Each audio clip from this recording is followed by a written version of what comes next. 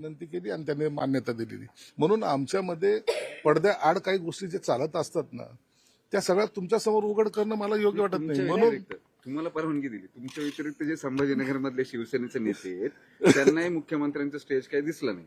असं काही नसतं. मुख्यमंत्री स्टेजवर ते दिसले नसेल, काही कारण असू शकतील, परंतु आमच्यामध्ये कुठलाही वाद नाहीये, कुठेही आमचा म्हणजे भांडणाचं काहीतरी मूड आहे असं समजण्याचं काही कारण नाही. वर्षपूर्ती निमित्ताने ह्या सगळ्या जे काय वादविवाद झालेले आहेत त्याच्यावरती अमोल मिटकरींचं असं म्हणणं आहे की अजित पवार कधी रुसत नाहीत, काय नाही, ते बारामतीला जात नाहीत, म्हणजे शिंदे साहेबांना वारंवार चिमटे काढलेत मिटकरी.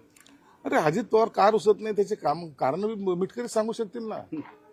ज्या पक्षाचा नेता असं का करतो किंवा करत नाही त्याचे कारण त्याचा नेता सांगतोय. शिंदे साहेब जर नाराज असेल किंवा बोलत नसतील त्याचं कारण मी सांगू शकेल. म्हणून अमोल मिटकरींनी जे सांगितलंय त्याची कारण सुद्धा त्यांना विचारा, म्हणजे ते स्पष्टपणे जर बोलले तर त्यांच्याही लक्षात येईल की आपण खरं बोललो.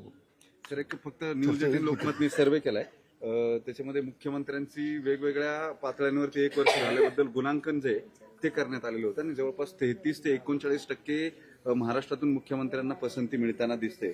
तुम्ही काय सांगाल या सरकारचे मंत्री म्हणून, तुमचे शीर्षस्थ नेते किंवा प्रमुख सरकारचे त्यांच्या कामकाजाबद्दल लोकांकडून मोठं कौतुक होताना दिसतंय या सर्व्हेमध्ये? हे बघा, या वेळेला या 1 वर्ष जे आहे ना, अतिपाऊस असलेल्या योजनेचा खर्चाचा जो बोजा, या सगळ्या बाबी जर पाहिल्या लक्षात घेतल्या तर अत्यंत अवघड परिस्थिती या वेळेला होती. शेतकऱ्यांची गेलेली पिकं, त्यांच्यावर आलेलं संकट, योजनेचा पैसे देणे, असलेलं कर्जाचं डोंगर, या सगळ्या परिस्थितीमध्ये मुख्यमंत्र्यांनी ज्या पद्धतीने काम केलंय, मग 100 दिवसाचा आराखडा दिला, मग 150 दिवसांचा दिला आणि त्याचं मॉनिटरिंग केलं. महत्वाचं म्हणजे फक्त दिला नाही, इम्प्लिमेंट कसं करता येईल याच्याबद्दलचं त्यांनी केलेलं चांगलं काम हे अप्रिशिएट करण्यासारखं आहे.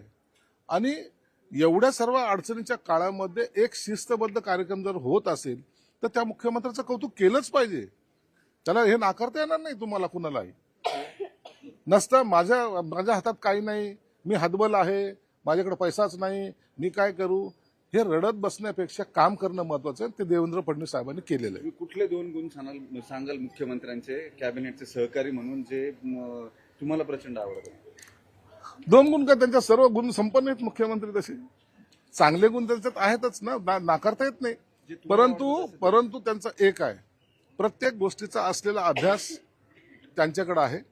विषय कोणता जरी असला तर त्या विषयावर ते आपलं मत ठासून आणि ठामपणे अभ्यासपूर्ण मांडतात. हा गुण त्याचा मला आवडतो.